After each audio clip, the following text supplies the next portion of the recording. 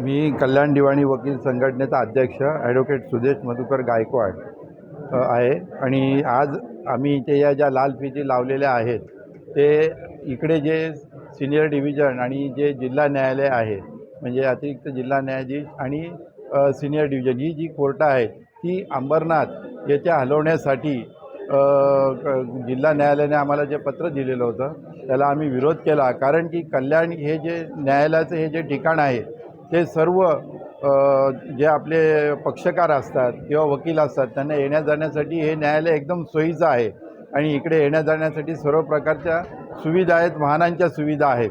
परंतु अंबरनाथ इथे जे न्यायालय आत्ता जे तिथे स्थापित करण्यात आलेलं आहे तिथे अशी कुठल्याही प्रकारची सुविधा नाही झेरॉक्स नाही, तिथे आजूबाजूला कुठलं हॉटेल किंवा कुठल्याही प्रकारची तिकडे येण्या जाण्यासाठी सुद्धा कुठलीही सुविधा नाही, रिक्षा नाही, बसेसची सुविधा नाही, ट्रेनची सुविधा नाही।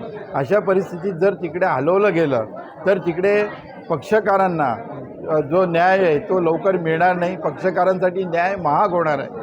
खरं तर आपण जर बघायला गेलो तर पक्षकारांसाठी न्याय स्वस्तात मिळाला पाहिजे अशी आपली भावना असते किंवा त्यांना विना मोबदला मोफत खरं तर न्याय मिळाला पाहिजे।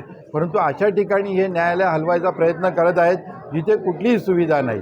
जर कल्याण न्यायालयात जर सर्व प्रकारच्या सुविधा आहेत, कल्याण न्यायालयात तेवढी न्यायालय उपलब्ध आहेत आणि आता इथे कल्याण न्यायालयामध्ये नवीन प्रस्तावित 56 न्यायालयांची 21 मजली टोलेजंग इमारत होणार आहे। तर अशा परिस्थितीत जर इथे एवढे न्यायालय इथे बसणार आहेत तर पुन्हा आपण इतर ठिकाणी ही इमारत आहे ती हलवण्यात काही अर्थ नाही। त्याच्यामुळे सर्व वकिलांची तर गैरसोय होणार आहे, शिवाय पक्षकारांची पण गैरसोय होणार आहे, त्यांचा अतिरिक्त खर्च होणार आहे।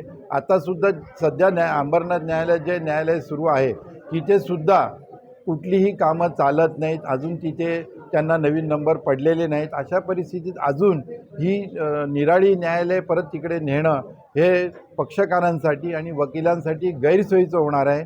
त्यामुळे आम्ही जिल्हा न्यायाधीशाला आणि मुंबई उच्च न्यायालयाला एक निवेदन तयार केलं की आता सध्या जी आहेत ही न्यायालय जिथे आहे तिथेच ती सुरू राहावीत, ती तिकडे त्यांनी ट्रान्सफर करू नयेत म्हणून आम्ही त्यांना आमचा जाहीर निषेध केलेला आहे।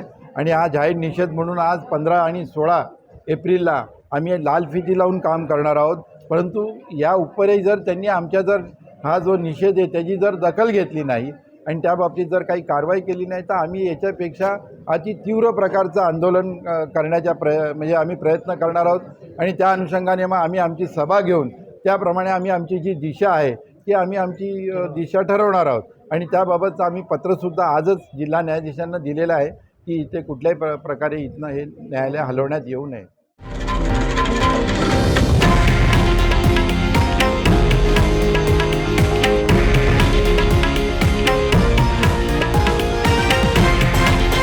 हे आहे देशातील नंबर 1 न्यूज नेटवर्क आणि आपण पाहत आहात TV9 मराठी, एकमेव।